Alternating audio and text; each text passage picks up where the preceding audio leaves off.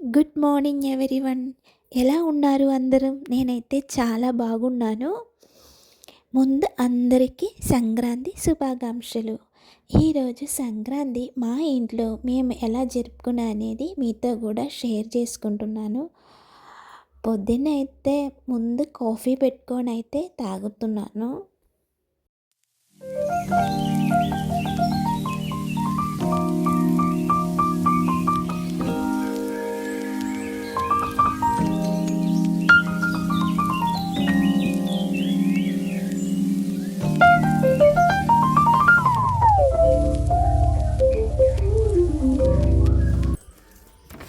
Coffee తాగుతూనే అలా కూర్చుంటుండే మా ఇంటికి సంక్రాంతి రోజు ఒక గెస్ట్ వచ్చారండి. చూడండి ఎలా వచ్చి నించున్నారో. అయితే మా బాబాయ్ అయితే దానికి ఏదైనా పెడతా అన్నాడు. సో అందుకని చెప్పి ఇదిగోండి అరటిపండు తీసుకొచ్చి పెడుతున్నాడు.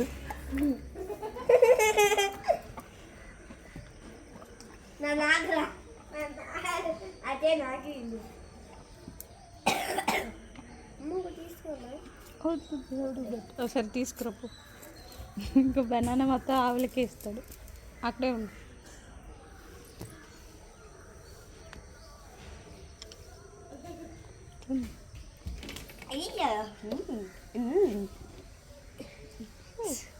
ఇవ్వు ఏమనదు. డా పట్టుకుంటా.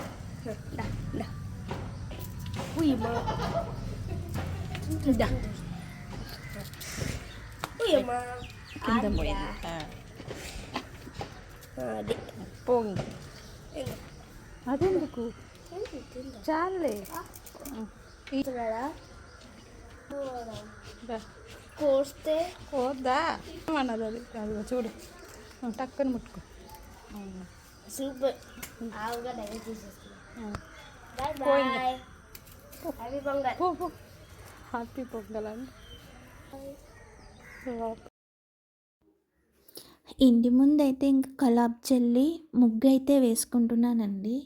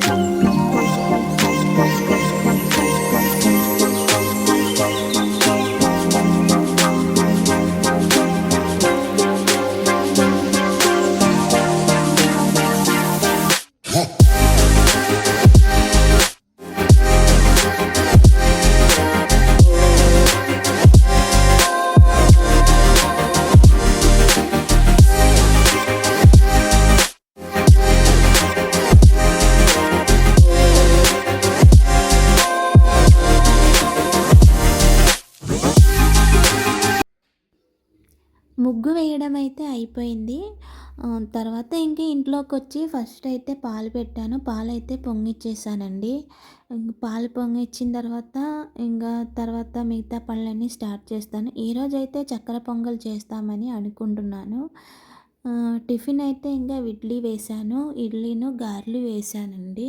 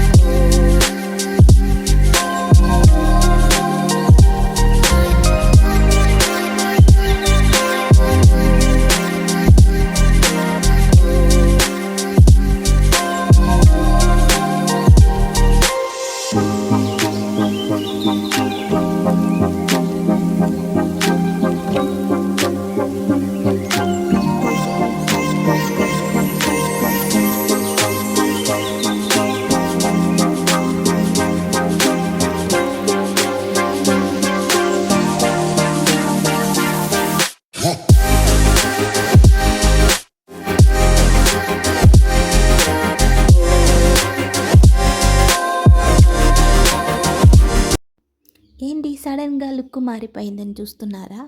పండగ కదా! సో, నేనైతే ఇంకా శారీ అయితే కట్టుకున్నానండి. ఇదండి నేను పండగకి తీసుకున్న శారీ.